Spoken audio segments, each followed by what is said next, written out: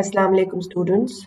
Today we are going to be discussing power shifts after World War II. This is chapter 10 of your book,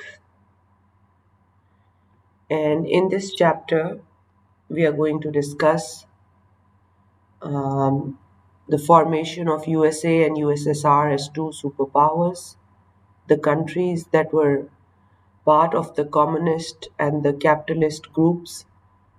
Then we'll move on and discuss the League of Nations and the purpose behind the formation of United Nations. We'll also briefly touch upon Cold War, and lastly we will discuss the Balfour Declaration. So just to give you a background, in the aftermath of World War II, Europe had lost its supremacy, and USA and USSR became two superpowers, each with nuclear weapons. Now, I would like to give you a little bit background of what USA and what USSR were the groups. Essentially, the USA moved on and formed a group of capitalist countries, and the USSR formed a group of the communist countries.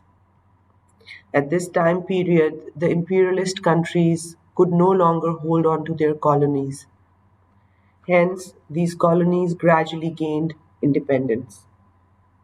And the Marshall Plan was one such effort by the US in the war torn countries.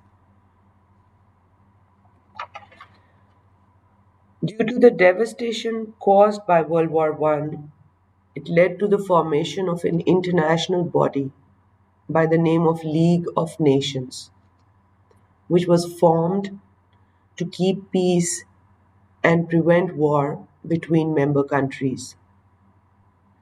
This idea was presented by the then American President Woodrow Wilson, who came up with a 19-point agenda for peacekeeping. 42 countries joined the League of Nations. However, the League failed in meeting its objective and it could not prevent World War II.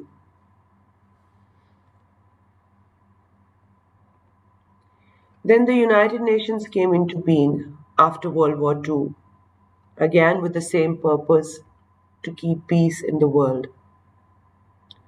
UNICEF and UNESCO were two organizations under the Economic and Social Council, the purpose of whom was to help the developing world to improve their facilities regarding health, education, and poverty reduction.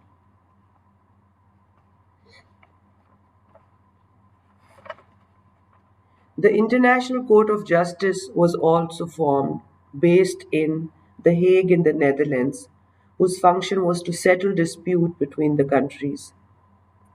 In 1947, Mr. Jinnah made independent Pakistan a member of the United Nations. And United Nations intervened in 1948 and established a ceasefire between the two countries. It was decided by the United Nations at that time that a plebiscite will be held in Kashmir to decide whether they wanted to be a part of Pakistan or India. After this started the period that we refer to as Cold War. The two superpowers, USA and USSR, entered into a confrontation to create their own spheres of influence. Countries like China adopted communism as an ideology, and most countries began to side with either superpowers. The communist countries sided with Russia, while the capitalist countries sided with the USA. This hostility was called Cold War. Both the superpowers tried to curtail each other's influence without getting into an arms conflict.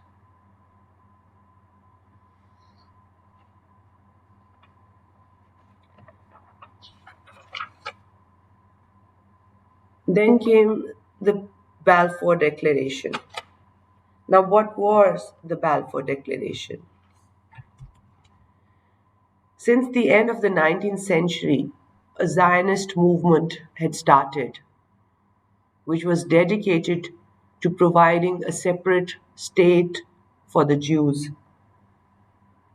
Therefore, in 1917, the Balfour Declaration was written, which was essentially a letter written by the British Foreign Secretary to the leader of the British Jewish community at that time, whose name was Lionel Walter Rothschild, for a Jewish homeland in Palestine. In 1939, Britain reversed their commitment to the Jewish state and issued a white paper, declaring that creating a Jewish state was no longer part of British policy. In 1948, Israel declared its independence as a state for the Jews. This was a state made on the basis of religious identity. Now, learners, on your screen, you can see two images. On the right, it's the image of the UN General Assembly, and on the left, there's the picture of late Yasser Arafat, who was the leader of the Palestinian Liberation Organization. With this, we come to the end of the discussion. Thank you.